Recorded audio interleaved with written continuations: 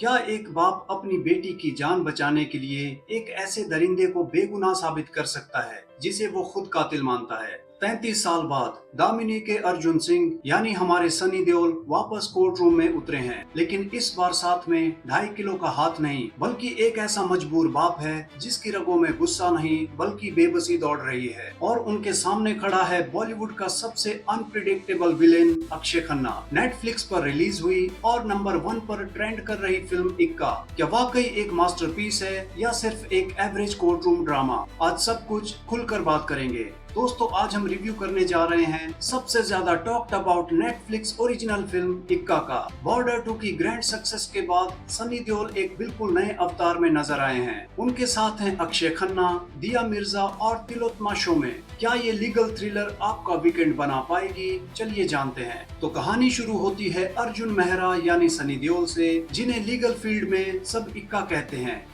क्योंकि उनका track record 100% है। वो आज तक एक भी केस नहीं हारे हैं। लेकिन अर्जुन का एक उसूल है, वो सिर्फ उसी का केस लड़ते हैं जिसे वो दिल से इनोसेंट मानते हैं। कहानी में ट्विस्ट तब आता है जब एक पॉलिटिशियन का बिगड़ैल बेटा शौर्यमन गौर यानी अक्षय खन्ना एक लड़की के ब्रूटल असॉल्ट के इल्जाम में अरेस्ट होता है। पूरी दुनिया, उसके घर वाले, यहाँ तक कि खुद अर्जुन भी मानता है कि शौर्यमन ही गुनहगार है। इसलिए अर्जुन इस केस को लेने से मना कर देता है। लेकिन तभी अचानक उसकी जिंदगी में एक बहुत बड़ी ट्रेजेडी हो जाती है। अर्जुन की 9 साल की बेटी को एक बीमारी हो जाती है और उसे अर्जेंट स्टेम सेल ट्रांसप्लांट की जरूरत पड़ती है, जो कि माँ या बाप से ही लिया जाता है। और किस्मत देखिए, बच्ची को उसके माँ बाप यानी सनी देओल और दिया मिर्जा से स्टेम सेल नहीं दिए जा सकते, क्योंकि दोनों से मैच ही नहीं होता। अब पूरे देश में सिर्फ एक ही कंपैटिबल डोनर मिलता है और वो कोई और नहीं बल्कि वही सस्पेक्ट शौर्यमन है। अब शौर्यमन से बच्ची का मैच क्यों मिलता है, इसके पीछे भी एक कहानी है जो कि ज्यादा कन्विंसिंग नहीं लगती।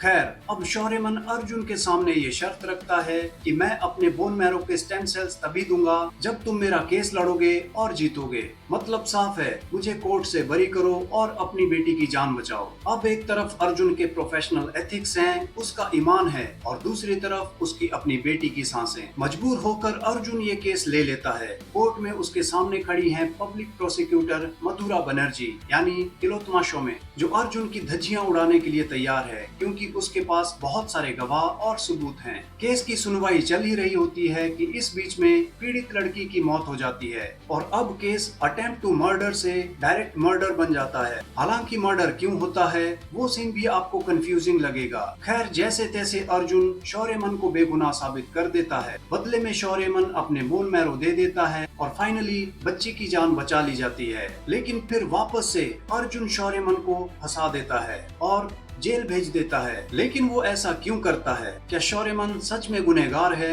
या इसके पीछे और कोई खेल है? क्योंकि शौर्यमन की अपनी बीवी सब कुछ जानते हुए भी उसका साथ देती है। तो ये सब जानने के लिए आपको नेटफ्लिक्स पर पूरी फिल्म देखनी पड़ेगी।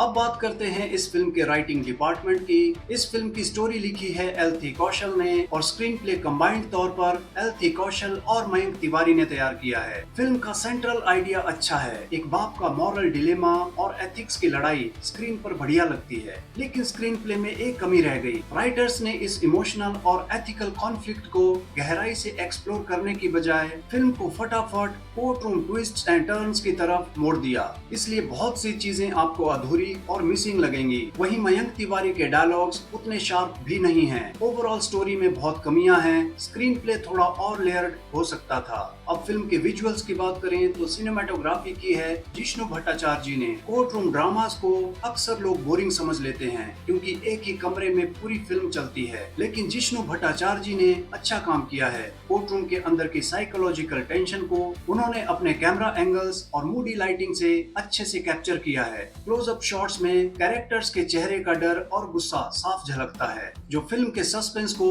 बनाए रखता है। इस पूरी शिप के कैप्टन हैं डायरेक्टर सिद्धार्थ पी मल्होत्रा। सिद्धार्थ ने फिल्म की पेसिंग को बहुत ही टाइट रखा है। वो जानते थे कि उनके पास 2 लेजेंडरी एक्टर हैं, इसलिए उन्होंने डायरेक्शन को लाउड करने की बजाय काफी प्रिसीजन के साथ हैंडल किया है। हालांकि सस्पेंस तो आखिर तक बना रहता है, लेकिन मूवी खत्म होने के बाद भी बहुत सी चीजें सेटिस्फाई नहीं करती।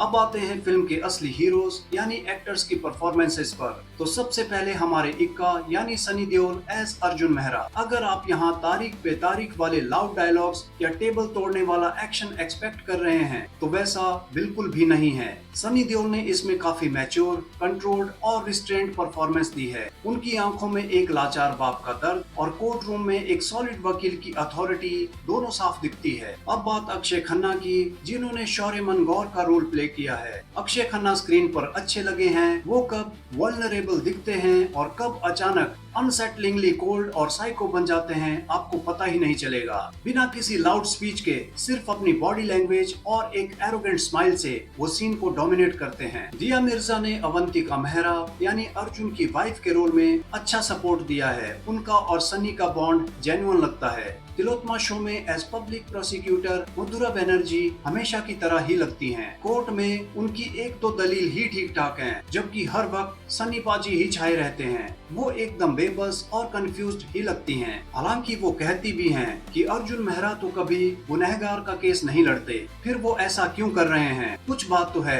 जो छूट रही है। यहाँ ऐसा लगता है कि आगे चलकर उसे पता लगेगा कि अर्जुन शौर्यमन को क्यों बचा रहा है, लेकिन ऐसा नहीं होता। संजीदा शेख ने गौरी गौर यानी शौर्यमन की वाइफ के छोटे से रोल में इम्पैक्ट तो छोड़ा है, लेकिन उनका कैरेक्टर अंडररिटन है। वो कभी भी स्क्रीन पर आती हैं, कभी एकदम गायब हो जाती हैं। जैसे अर्जुन की वाइफ अवंतिका यानी दिया मिर्जा जब अक्षय खन्ना से मिलने उसके घर जाती है तो वो सीधा अक्षय खन्ना के बेडरूम में चली जाती है। वहाँ भी संजीदा शेख का कैरेक्टर गायब रहता है। फिल्म की एडिटिंग की जिम्मेदारी संभाली है श्वेता वेंकट मैथ्यू ने। श्वेता ने कोर्ट रूम सीन को बहुत ही क्रिस्प एडिट किया है, जिससे बोरियत नहीं होती। लेकिन फिल्म के कुछ सीन्स बहुत ही ज्यादा फास्ट हैं और कुछ सीन्स थोड़े ड्रैग महसूस होते हैं, क्योंकि कहानी में जरूरत से ज्यादा ट्विस्ट डाल दिए हैं, जिसकी वजह से फिल्म ज्यादा इम्पैक्टफुल फील नहीं होती। अब बात म्यूजिक की। फिल्म के सॉन्ग्स कंपोज किए हैं मिथुन ने, जो सिचुएशनल हैं और कहानी के इमोशंस को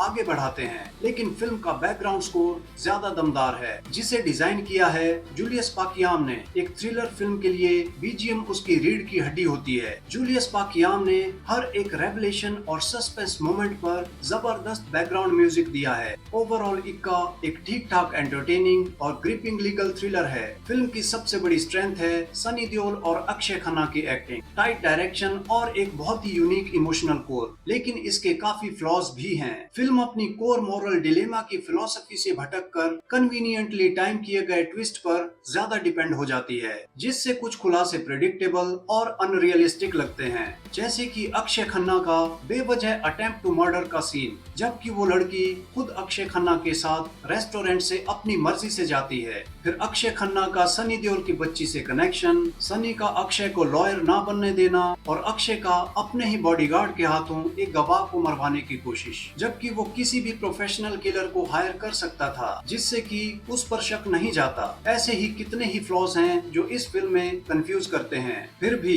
ये फिल्म एक परफॉर्मेंस ड्रिवन सिनेमा है, जिसे एक बार जरूर देख सकते हैं। और जिसने भी ये फिल्म देख ली है तो आपको सनी देओल और अक्षय खन्ना का ये कोर्ट रूम ड्रामा कैसा लगा, कमेंट्स में जरूर बताना। अगर हमारा रिव्यू अच्छा लगा हो तो वीडियो को लाइक करें, शेयर करें और चैनल को सब्सक्राइब करना मत भूलना। मिलते हैं अगले वीडियो में, तब तक के लिए अलविदा।